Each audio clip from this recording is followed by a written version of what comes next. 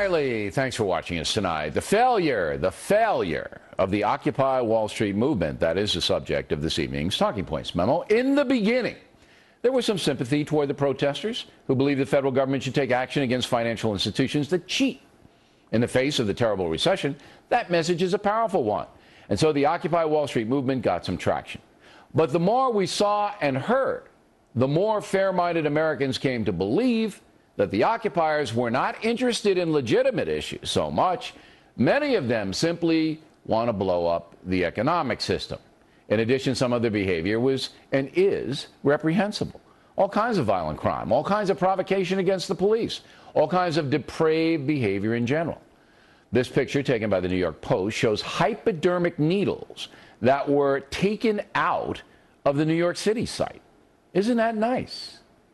I don't believe we saw any hypodermic needles at the Tea Party protests, or am I wrong? The left-wing media is still trying to portray the occupiers as the liberal equivalent to the Tea Party. One simple question. Would you prefer that your daughter demonstrate with the Tea Party people or with the occupiers? You make the call, remembering the hypodermic needles. Now, a recent Wall Street Journal poll asks, do you consider yourself a supporter of the Occupy Wall Street movement? 63% of Americans now say they do not support the movement. Just 28% say they do. Because President Obama was sympathetic to the movement in the beginning, along with many members of the Democratic Party, this presents a big political problem for them. And so officials in 11 cities got on a conference call to discuss how to deal with the occupiers. What had started as a political movement and a political encampment ended up being an encampment that was no longer in control of the people who started them. And that's true, to be fair, and we always are fair here on The Factor.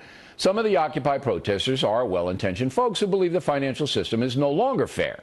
That's a legitimate debate. But they have been overrun by thugs, anarchists, and the crazies who intimidate.